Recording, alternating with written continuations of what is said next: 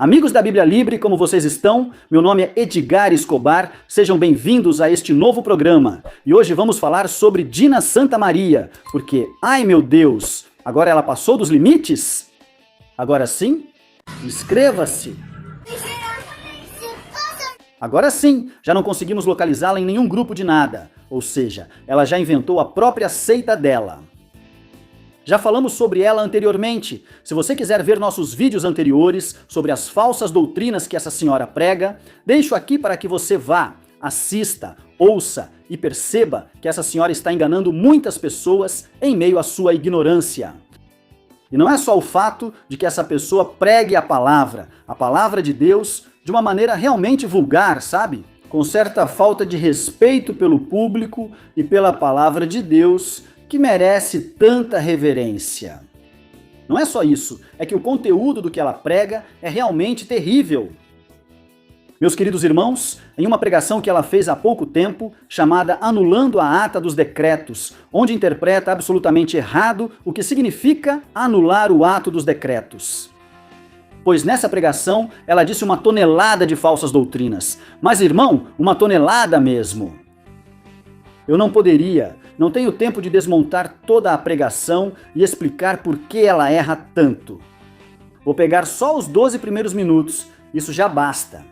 Nos 12 primeiros minutos, essa senhora diz pelo menos 6 falsas doutrinas, das quais pelo menos 3 são de primeiríssima ordem.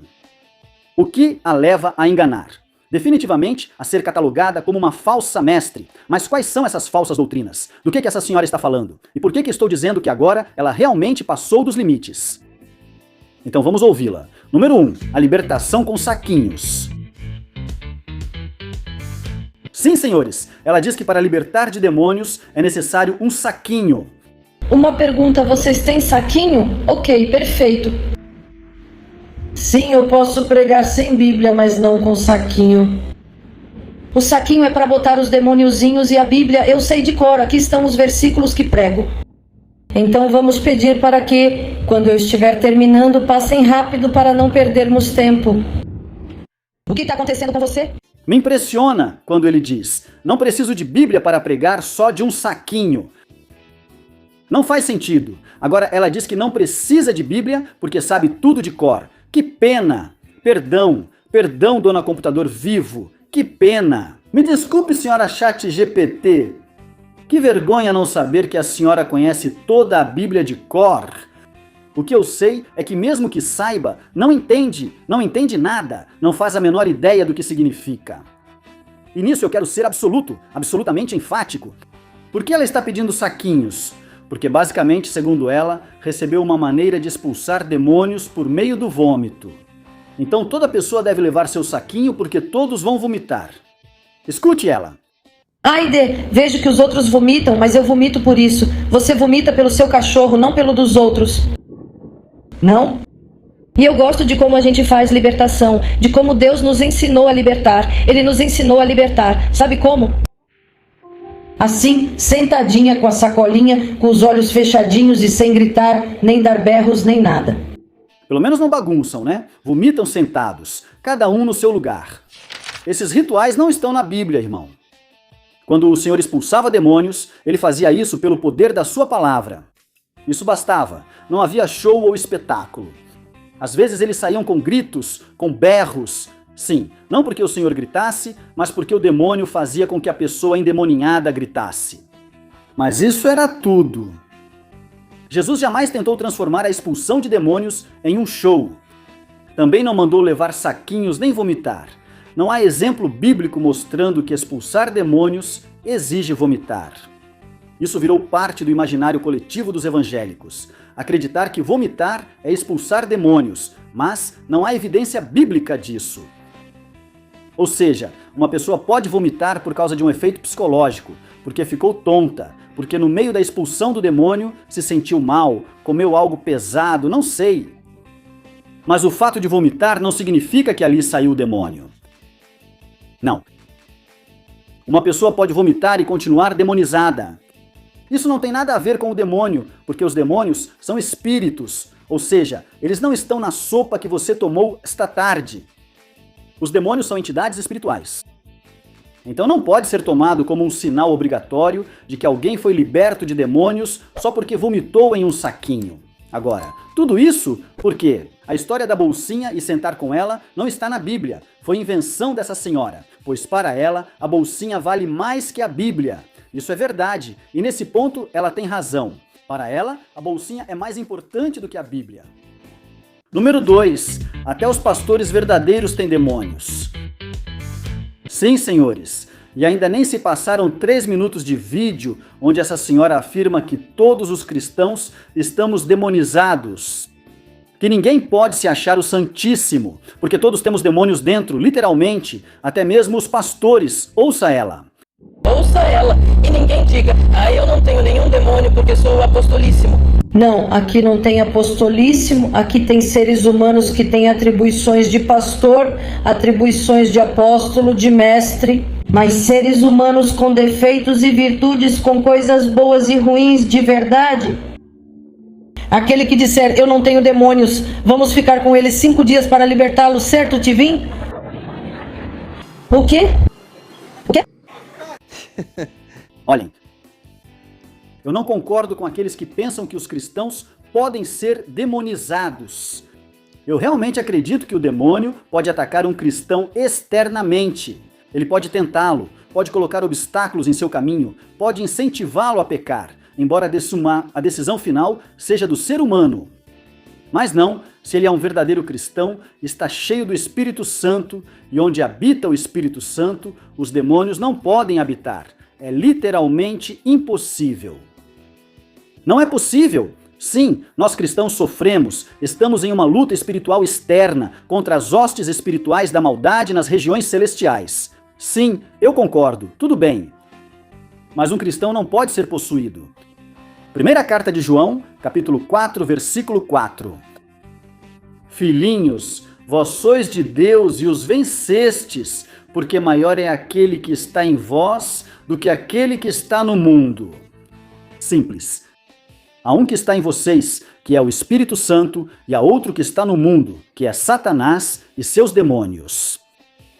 E maior é o que está em nós do que o que está no mundo. Há uma diferença absolutamente clara entre o que há em nós e o que há no mundo. Agora, dizer que um verdadeiro pastor chamado pelo Senhor está demonizado é ainda mais absurdo. Ou seja, se uma pessoa é realmente chamada para o ministério, é porque o Senhor a encheu com seu espírito. Essa era a condição que os apóstolos buscavam ao escolher diáconos. Veja Atos 6,3 como exemplo. Portanto, irmãos, escolham dentre vocês 7 homens de bom testemunho, cheios do Espírito Santo e de sabedoria, aos quais encarregaremos deste trabalho.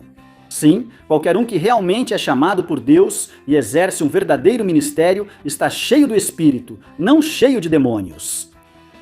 O Senhor nos mandou ter domínio próprio, não demônio próprio, senhora Dina Santa Maria. Mas enfim, ela está julgando os outros, certamente pelo que acontece com ela. Número 3. A verdadeira igreja durou pouco tempo.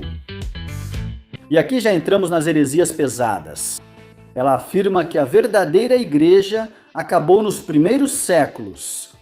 E Deus falava comigo na pandemia e me dizia, a verdadeira igreja não durou muito tempo.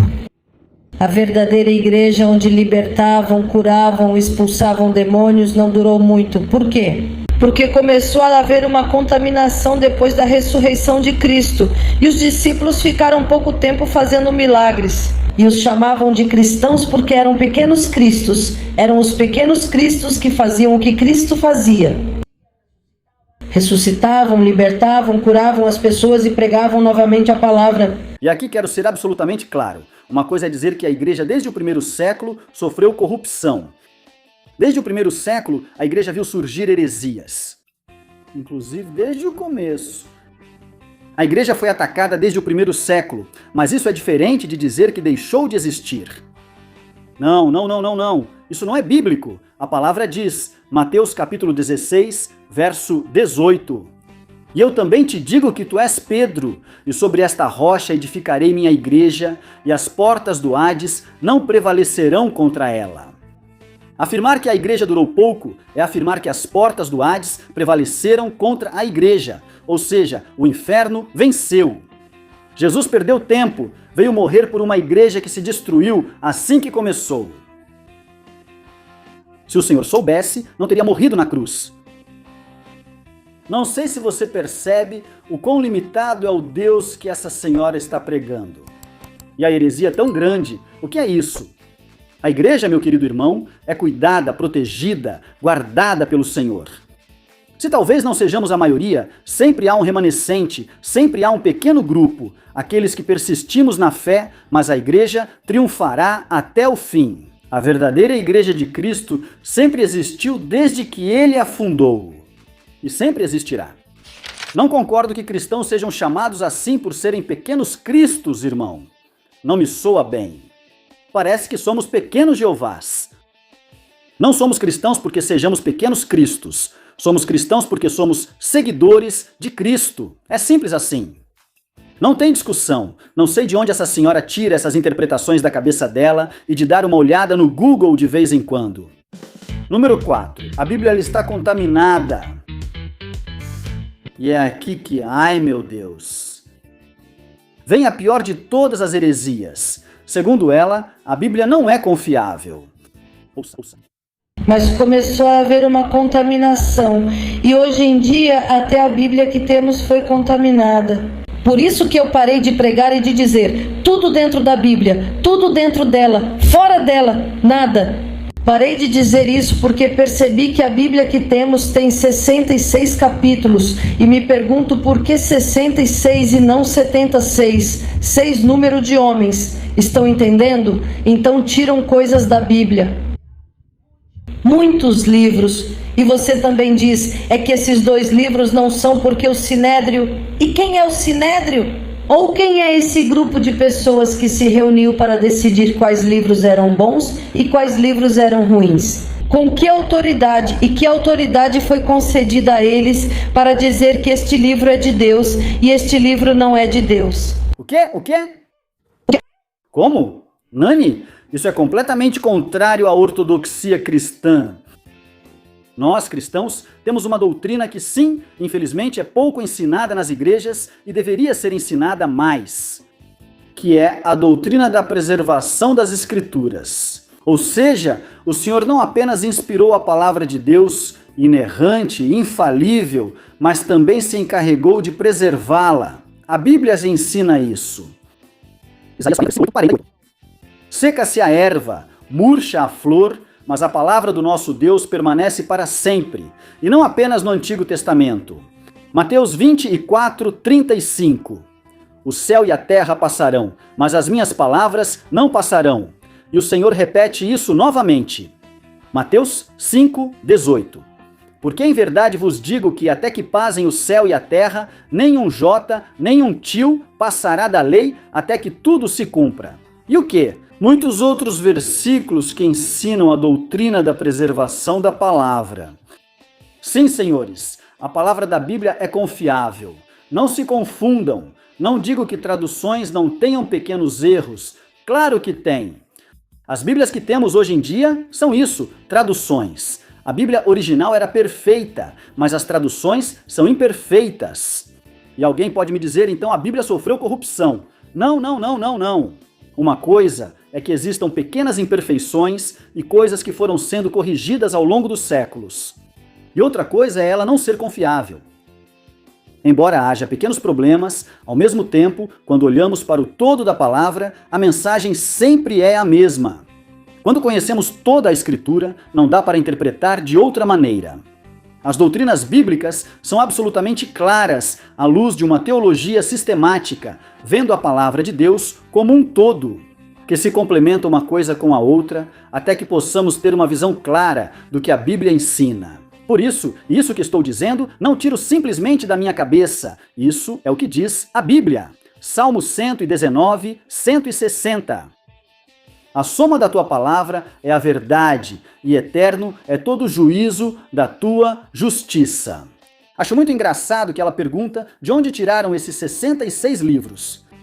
Que 66 é o número do homem. Não, senhora, a Bíblia não diz que 66 é o número do homem. 666, isso porque realmente na tradução em grego não necessariamente é 666. Mas, digamos que sim, não é 66. É que, Dina, os 66 e os 666 são dois números diferentes.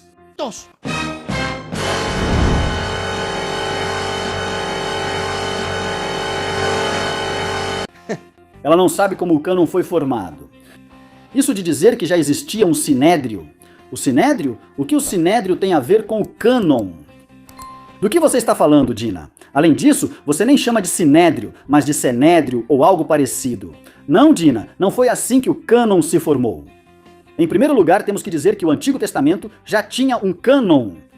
Cânon que o Senhor Jesus respeitou quando esteve aqui, que mencionou todos os 39 livros do Antigo Testamento e não mencionou os deuterocanônicos, canônicos ou outros livros que Dina quer incluir. Falarei disso depois. Não, Jesus não citou esses livros, apenas os que temos. Além disso, também tenho que dizer que o Novo Testamento e seu cânon se originaram de uma forma natural, orgânica.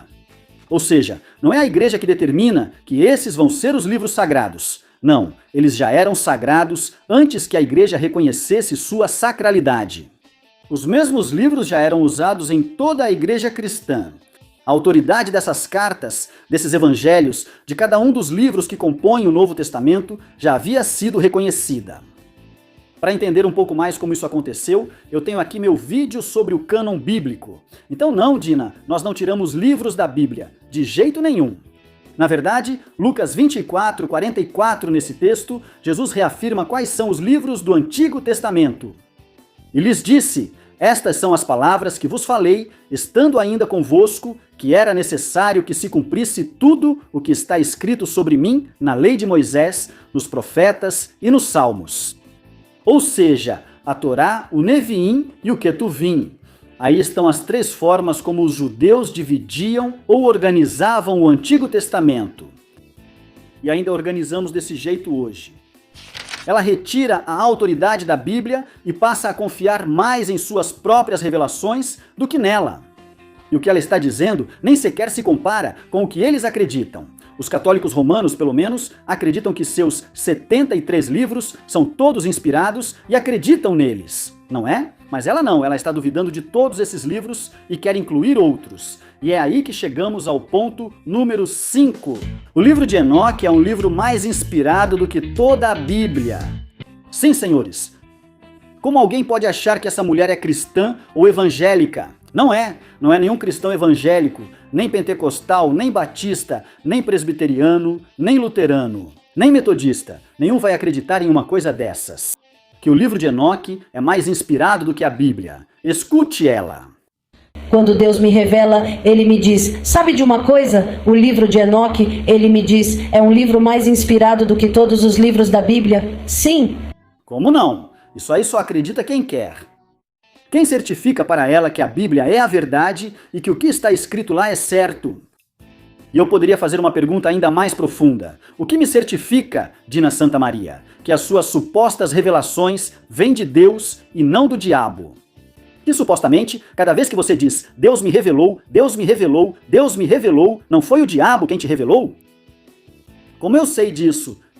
Como eu sei que o que você recebeu é verdadeiro? Porque você diz? Não, que pena. Eu confio mais em Paulo, em Pedro, em João. Na história completa, em centenas de milhares de irmãos ao longo de toda a história que certificaram a veracidade desses livros. Do que na sua palavra, Dina Santa Maria, uma mulher que evidentemente tem muito pouca educação, muito pouca formação teológica e que na verdade se nota que tem um interesse místico, mágico, maravilhoso. O que ela está pregando não é evangelho, não é evangelho. Agora, o livro de Enoque, apesar de Judas chamá-lo de profecia de Enoque, isso não quer dizer que seja inspirado. Na verdade, temos muitas dúvidas em relação ao livro de Enoque. Se você quiser saber mais sobre o livro de Enoque, deixo aqui meu vídeo sobre o livro de Enoque, onde explico isso em detalhes. Mas vou dar 5 razões pelas quais acredito que o livro de Enoque não é inspirado. E bem, a maioria dos cristãos concorda com isso, não importa se somos católicos ou protestantes. Número 1, Jesus não considerou sagrado o livro de Enoque, nunca o mencionou. Número 2, os judeus não consideravam sagrado, na sua maioria, os judeus também não consideravam sagrado o livro de Enoque. Número 3, não foi escrito pelo Enoque da Bíblia. Por não sabermos quem escreveu, é pouco confiável. Quarto, o fato de Judas mencioná-lo como profecia não significa que o livro seja inspirado, apenas que era uma profecia. Se ela se cumpriu ou não, é outra questão. E número 5, seu conteúdo contradiz muitos trechos claramente inspirados. É um conto rebuscado com anjos e demônios, mas por que para ela convém que acreditem que esse livro é mais inspirado que o resto da Bíblia? Porque ela vende a ideia de veneração aos anjos. Ela fala muito sobre anjos, ensina como usá-los, faz pregações inteiras sobre eles, e não estou falando de Los Angeles, na Califórnia. E é aí que o livro de Enoque convém a ela. Essa é outra falsa doutrina de primeiríssima ordem. É dar autoridade. Autoridade bíblica a um texto que não faz parte do cânon. Então ele não só rebaixou literalmente a Bíblia, mas também colocou um livro acima da Bíblia, o livro de Enoque. Ou seja, se você não consegue entender que isso é uma heresia, você precisa nascer de novo, arrependa-se e creia em Jesus Cristo. Número 6. Os desenhos animados são demônios. E para finalizar com um toque de humor, temos a sua versão dos Smurfs. Obrigado. Todos esses demônios que vocês veem nos desenhos animados, as crianças na Disney, que você vê um demoninho, é azul, um Smurf, e você acha que é imaginação? Não, são demônios que existem. Hierarquia diferente, por exemplo, os Smurfs são de uma hierarquia de anões, estão entendendo? Tipo os duendes, e existem e são reais. Os Smurfs, eles são uma hierarquia de duendes, sim, claro. Bom, como eu desminto isso? Simplesmente a Bíblia não fala sobre os Smurfs, não é? Alguns veem demônios em tudo. Aí está, aí está. Aí está. Aí está, aí está. Enquanto muitos veem demônios nos Smurfs, não percebem que o verdadeiro demônio está diante deles, pregando doutrinas demoníacas. O demônio não está nos verdadeiros pastores. Dina Santa Maria está certa em algo. Existem pastores que estão demonizados, entre eles ela. Na verdade, ela não podia discordar disso, pois acredita que todos os pastores estão demonizados. Então ela não pode contradizer o fato de que nós dizemos aqui que ela está demonizada e que o que ela está pregando são doutrinas de demônios. Nem preciso argumentar, pois ela já fez isso no primeiro ponto. Definitivamente, são doutrinas de demônios, são desenhos animados. Isso não tem relação com demônios ou duendes. Você pode dizer que simbolizam algo ou outra coisa. Teria que perguntar ao criador Pierre Coliford. Pelo era o nome do desenhista de quadrinhos. Ele foi quem desenhou e inventou os Smurfs como uma metáfora dos sistemas totalitários da metade do século XX no mundo. Mas, meu irmão, isso já é colocar legalismo, fanatismo, ultra-espiritualismo, que não tem nada a ver com a espiritualidade bíblica. Pra quê? É para continuar falando dos seus demônios, das amarras, demônios, demônios, demônios, porque o discurso dessa senhora não é Cristo. O discurso dessa senhora é o diabo. Então, qual é a conclusão? Não é só positivo para falso profeta, porque aqui ela não está profetizando nada. Aqui é positivo para seita, irmão. Essa senhora está pregando coisas de seitas destrutivas, no nível das piores seitas, no nível da luz do mundo. Que pena, tenho que dizer isso. Falo da doutrina, não dos comportamentos morais. Isso não conheço, só da doutrina. Ela está pregando no nível das testemunhas de Jeová ou dos Mormons. Ela está criando sua própria seita. Se você ouvir as mensagens dessa senhora, tenha discernimento bíblico. Não acredite em mim. Vá à sua Bíblia, estude-a, leia autores, leia outros pregadores. Perceba por você mesmo que está sendo enganado e não se deixe levar por essas doutrinas de demônios. O que você acha? Coloque aqui na caixa de comentários. Compartilhe, junte-se, dê like, não seja assim. Tem muitos que assistem aos vídeos e ainda não se juntaram, não se inscreveram, não sejam assim. Ajude-nos a produzir mais material para desmentir esses falsos mestres. Obrigado por ter estado conosco hoje aqui na Bíblia Libre.